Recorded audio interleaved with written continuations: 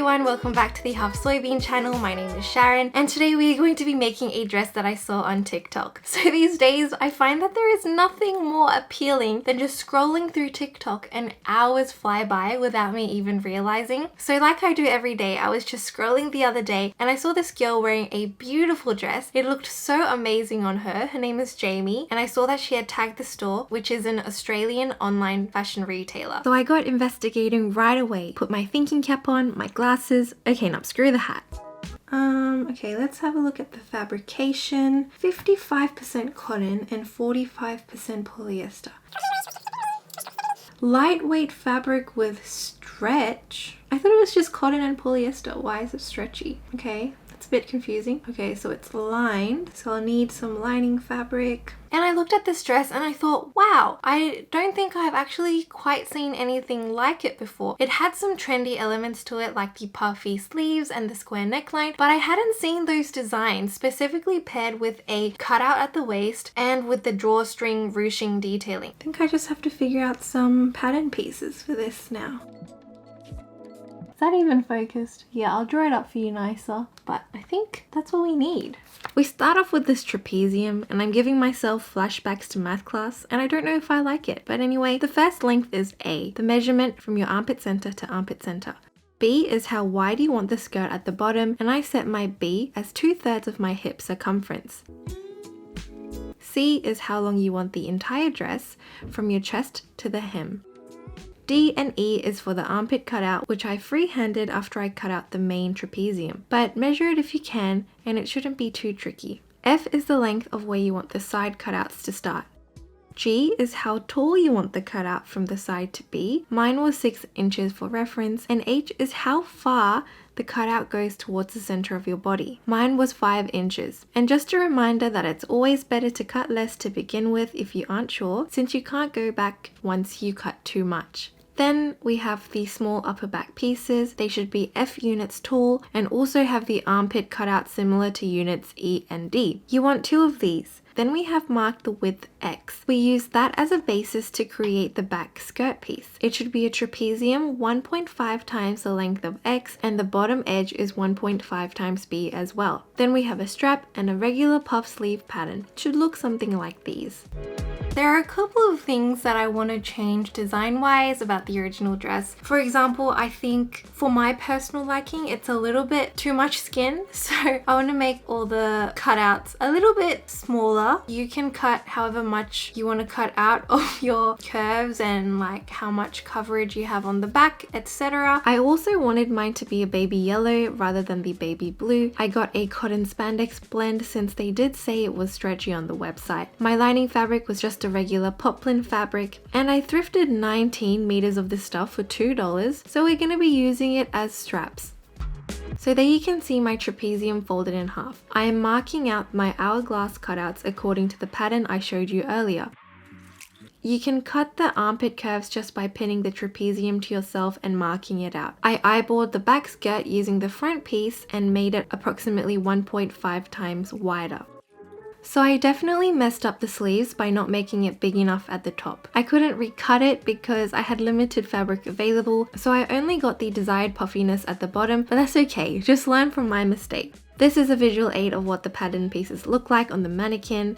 So now that I've cut out all of my pattern pieces for the shell, I'm going to duplicate that pattern in the lining fabric, but I am not going to do the straps and the sleeves. The back 2 pieces, the back skirt piece and the front panel, I'm going to duplicate in the lining. When cutting your lining pieces, remember to cut the skirt length a little shorter so it doesn't show over the shell. A reminder that you don't need the lining for the straps and the sleeves. And of course you can if you want to, but I didn't think it was necessary. Then I gave everything a press because it was creased from sitting on my shelf for so long. I overlooked the side edges of the skirt parts, and from my experience, these are the only parts that need it since the other raw edges will be dealt with when you sew the shell and lining and flip it right sides out. I made about 3 meters of string for all the ties. I sewed the upper back pieces to the front dress pieces, right sides together. Do this for both the shell and the lining. Then I got really hungry, so I had a quick snack break. For both the shell and the lining, sew only one side of the skirt. You can sew both sides of the skirt, but I just thought it would be easier to flip the dress right sides out once you combine the shell and the lining. Sew all the sides together except for the armpit curve and the bottom edge. Then give the curved seams some snips. To give you an update, this is where we are right now, and I've just combined the shell and the lining and flipped it right sides out. Obviously some parts are still raw. For example, the bottom edge, I haven't hemmed that yet. I've left the armpit raw since it's going to be attached to the sleeve later on anyway. Obviously the back skirt is looking very large right now, and this is the side seam right here. I was really racking my brain actually on how I should make the holes for the ties to go through. I just couldn't tell how it was done from the pictures. I actually started making buttonholes, but it didn't look right, so I had to take them out again. For the channels for the ties, you just sew 1 centimeter from the edge through both layers. The shell and the lining will automatically create a channel this way. You need one along the back skirt and also along the front curve. What I ended up doing for the holes was that I just opened the seam about 1 centimeter on the yellow fabric only. I reinforced either edges of the opening so it doesn't unravel, and I sewed a rectangle around the hole so that it was more sturdy. I think this method turned out pretty well because I literally didn't know what else to do. Then I continued making the channels for the front part of the dress along the hourglass curve. I fed the string through the back skirt because I couldn't wait to see how it looked. Here's a closer look of the hole on one side. You can see some damage to the fabric from where I removed the buttonholes, but it's fine, more or less. I'm gonna call it a day pretty soon. So I've just pinned it to the front. Obviously I haven't put in any thread at the front, so it looks like an absolute mess.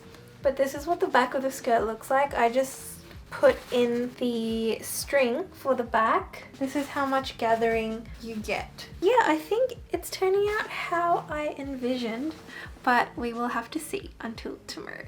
But the workaholic in me said that I should finish making this dress in a day, and I continued on. With the upper back pieces, I just folded it over once and sewed to make my life easier. I saw that some masks are being made at that way, so I took inspiration from there. For the straps, you just want to do a double fold hem on one side. The other side can be kept raw since we'll be attaching the sleeve to that later. To attach the straps, I opened up the top edge seam a little on the edge and wedged the strap into that. I did the same thing for the back. Then you just want to secure the strap by giving a top stitch along the top edge of the dress. I then shoved the ties into the hourglass curve channels as well. You should note here that the tie stops at the side seam. It stops at those highlighted corners, so I secured the ties by sewing them down to the lining part. Since the armpit curves aren't closed off yet, you can easily access the lining and just sew it onto that. I found out that sewing TikTok is a thing, and I love it so much. It's so inspiring, and there are just so many talented people out there. It just makes me so happy. So I think today I'm going to try and film my first sewing TikTok. I don't know, I just want to give it a go. So it turns out I didn't even need the gathers in my sleeve because I didn't cut them big enough. It just fit the shoulder seam perfectly. A bit disappointing that I didn't have poofier sleeves, but I'm over it. I closed off the armpit edge of the sleeve, and I also overlocked the raw edge. Then I attached the sleeves along that strap we just put in earlier and along the armpit curve.